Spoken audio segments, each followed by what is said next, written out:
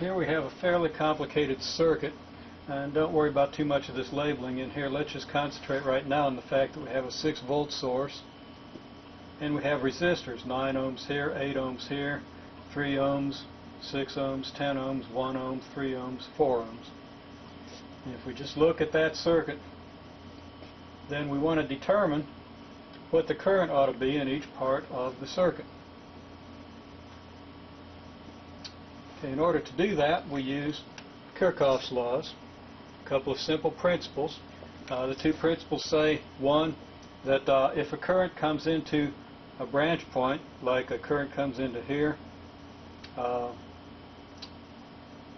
then okay, we have currents maybe coming in from 4 different points. Of course, they're coming in from some and coming out from some points.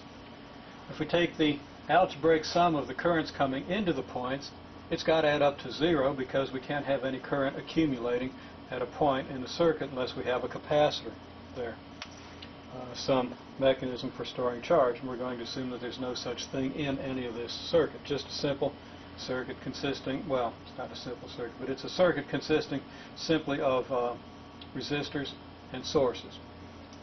So again, if we look at this point, some currents will come in, some currents will go out. The currents that come in will be positive, the currents that go out we'll say are negative.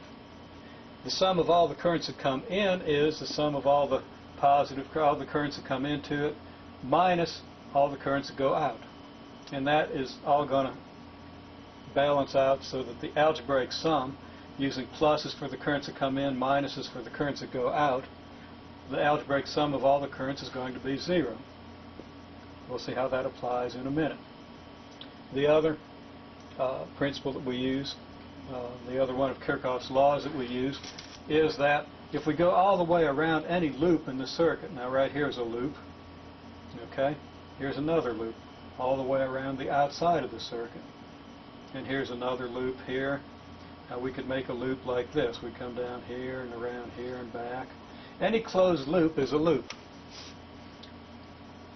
If we go around any closed loop, the sum of all the voltage drops across those loops has to be 0.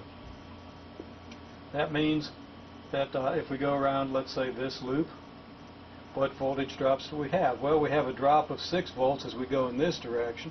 If we're going in this direction, we'd have a voltage gain, since we're going from negative to positive, and the voltage drop would therefore be negative.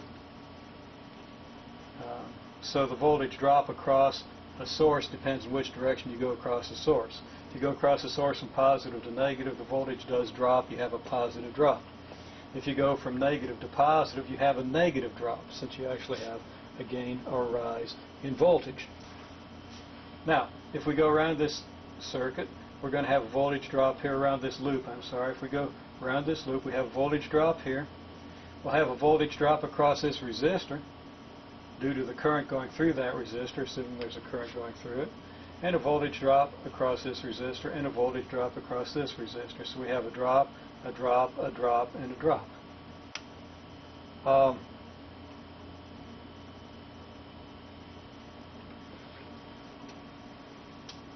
Just noticed an error down below here, but you can't see it on the screen, so I'll fix it before we go on to the next screen.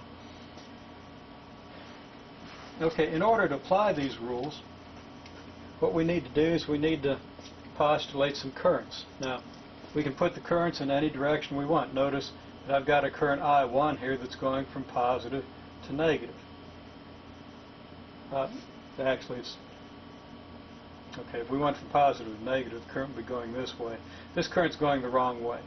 The current should be going around the loop this way instead of this way, if this is the only loop. But of course, these other loops might interfere with that, and we really don't know what direction the current is going to take. So we just pick a direction, whatever's most convenient, whatever's the most convenient direction to draw your arrow. If you're wrong about the direction, the solution will let you know by giving you a negative. Okay, so we assume a current I1 in this direction. Now we get to a branch point. What happens at a branch point? Well, the circuit splits off into an I2 and what we could, if we wanted, call an I3. So we'd have I1, I2, and I3.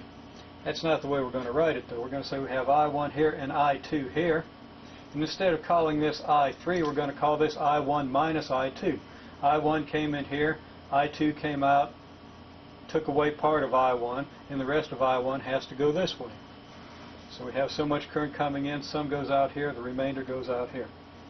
And that remainder will be I1 minus I2, and that's what we're going to call it.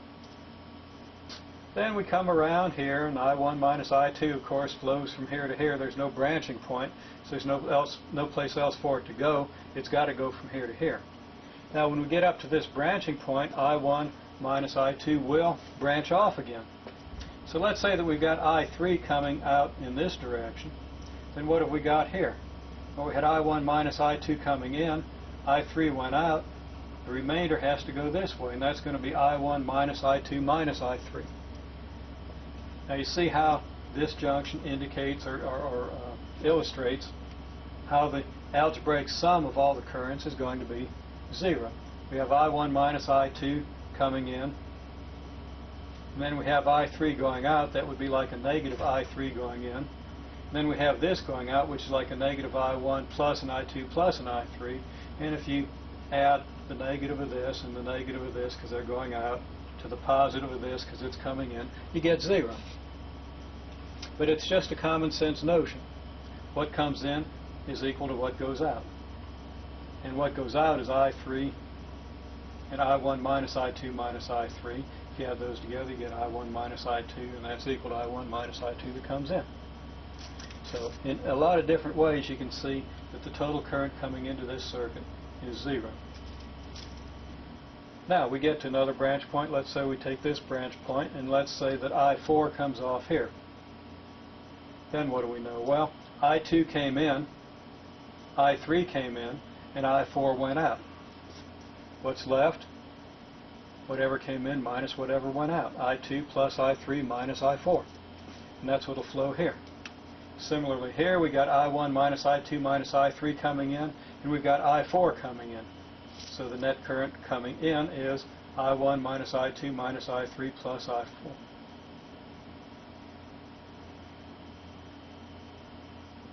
And that's what has to go out. Okay? So what goes out is equal to what comes in. Now you see that we've described all these currents by variables I1, I2, I3, and I4.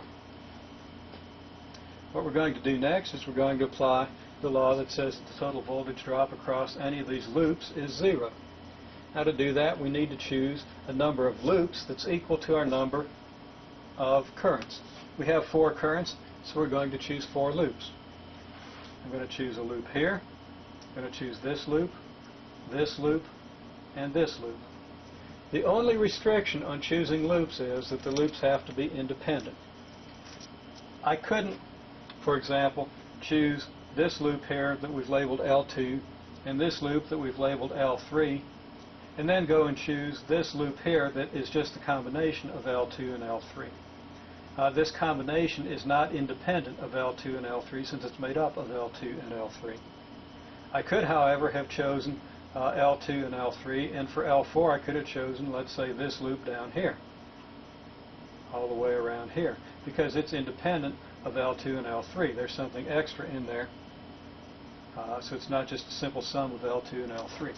However, I chose the simplest loops I could, the 4 simplest loops, the 4 smallest loops, so I don't have as many variables to write down when I go to the next step, which we'll see in a minute.